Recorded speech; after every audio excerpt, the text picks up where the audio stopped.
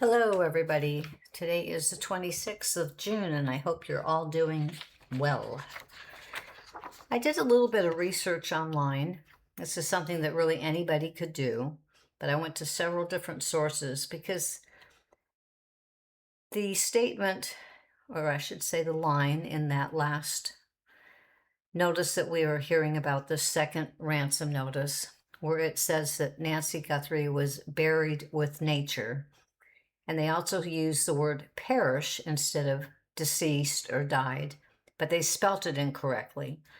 I thought I'd do a little bit of research on what type of person would possibly be behind something like this. So I did a narrative and I pulled together from like 8 different sources and got the information that I thought was the most interesting. It says the writer who uses phrases like buried with nature and perish instead of the correct spelling, P-E-R-I-S-H, reveals far more than intended. Their language doesn't just describe an event, it exposes the emotional state of the person behind the words. In quotes, buried with nature, which was in the letter, it's not a common phrase, it's not literal, and it's not practical. It's the kind of line someone reaches out for when the truth is too sharp to touch, a way of turning something violent into something gentle, a way of pretending that death is peaceful, natural, and almost serene. This is the language of a person who cannot face reality head on, someone who needs to soften the moment, not for the reader, but for themselves. And then there's the word, spelled incorrectly, perish. That is a church word in that spelling that they used. A word tied to faith, rituals, and community. A word that's been signals signs of envelopes, bulletins, far more than the word P-E-R-I-S-H means. So it's not somebody that has a high level of intelligence necessarily. If somebody is under stress, the mind grabs what it knows. And what this writer knows is not formal vocabulary or polished writing. It's the language of everyday life, of limited schooling, or their religious surroundings, or their spiritual beliefs. They wanted to sound dramatic. They wanted to sound intelligent. They wanted to elevate the moment with a bigger word.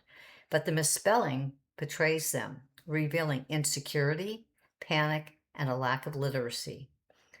Together, these choices create a voice that is emotional but not cold, poetic but unskilled, trying to sound wise but overwhelmed, softening reality because they can't handle the blunt version.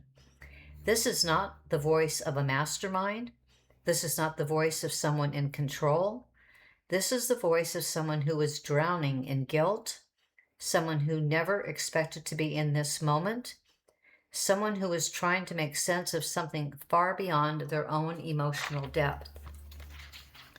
Their words are fragile, their phrasing is symbolic, their tone is spiritual, dramatic, and trembling at the edges.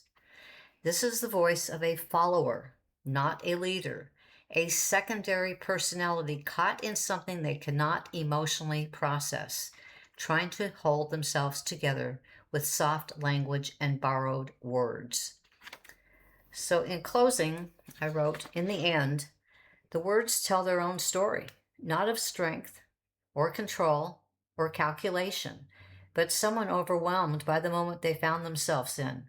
Someone who reached for poetry because the truth was too heavy to hold. Someone who tried to soften the darkness with nature, with faith, with fragile language that cracked under pressure. This isn't the voice of a mastermind. It's the voice of a frightened soul trying to make sense of a reality they were never built to face. So who is that somebody? It's a question that we're all asking. Thank you, everybody.